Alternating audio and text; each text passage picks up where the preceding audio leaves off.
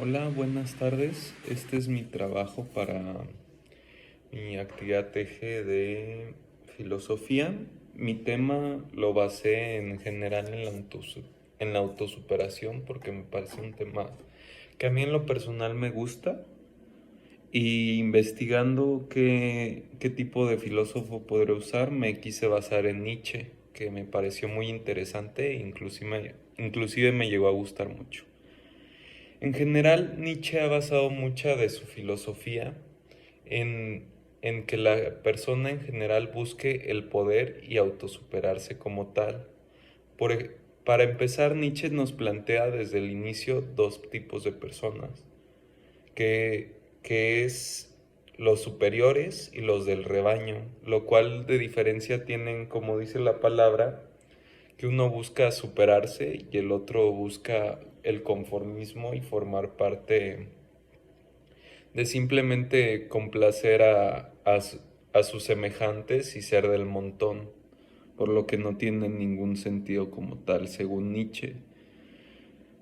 También también Nietzsche comentó y basó toda su teoría como tal en que el mundo se guía gracias a la voluntad del poder, lo cual, como dice el nombre, es el deseo de encontrar el poder, el cual ahorita lo voy a explicar más a detalle.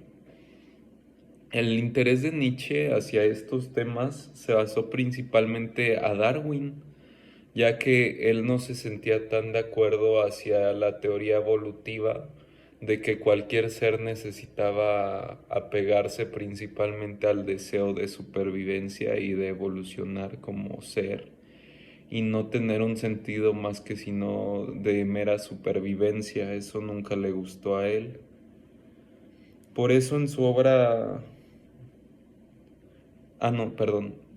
Aquí es donde él inició esta teoría para demostrar que realmente el ser no es alguien que fije solamente en su evolución, sino más bien que éste evoluciona por poder, por voluntad y por buscar el poder. En su obra El Anticristo, él dice, la humanidad, bueno, él dice y cito, la humanidad no representa una mejora hacia un nivel superior tal y como lo entiende el progreso. El propio concepto del progreso es una idea meramente moderna, es decir, una falsedad. El europeo medio de hoy en día está muy por debajo del europeo renacentista. Más cansado, más ignorante, más quejoso, más deprimido y más iracundo. En definitiva, el fenómeno evolutivo en el hombre no implica necesariamente elevación, fortalecimiento ni mejora de ningún tipo, sino más bien una decadencia en picada. Esto demostrando que lamentablemente en nuestros tiempos actuales y en general inclusive en esta fecha, se nos ha sido comprobado que lamentablemente los seres vivos hemos buscado el conformismo y vivir cómodamente sin la autosuperación. Pero bueno, pues ya vamos a algo más de definiciones como tal. Por lo mismo, Nietzsche estaba muy en contra de la teoría evolutiva y él mismo se consideraba a sí mismo antidarwinista. Por esta misma cuestión, para contradecir a Darwin, explica que que un ser busca ejercer poder y con esto viene la autopreservación, refutando así la teoría evolutiva en cierta parte. Pero este poder del que él habla no es realmente un poder como el clásico que solemos pensar como podría ser ganar mucho dinero, liderar muchas personas, etcétera, sino más bien es más bien la voluntad de crecimiento, lo cual es lo mismo que la voluntad de poder que acabo de decir hace poco. Él tiene una frase que dice, los seres vivos hacen todo lo que pueden con el fin de preservar su existencia. No, ¿qué? Sí. No con el fin de preservar su existencia, sino de cambiar a mejor o lo que es lo mismo que crecer, desde el momento en que uno crece se vuelve más poderoso, explicando así que realmente no es como que un animal o nosotros como humanos busquemos solamente evolucionar, sino más bien por el querer ejercer ese poder y buscar ese poder es que nos preservamos a nosotros mismos. Para que uno se supere, se debe de empezar con el querer ser fuerte y anhelar el crecimiento. A diferencia del éxito actual, el poder nunca se muestra sin alguna lucha por él y anhelarlo de vida o muerte. El poder llega tanto a nosotros, según Nietzsche, que inclusive llega a formar parte de nuestra propia vida. Aquí hay otra frase que quisiera poner que viene de su libro La voluntad del poder, el cual es: uno sabe que se halla en la búsqueda adecuada cuando su meta es 100 veces más importante que sus sentimientos temporales.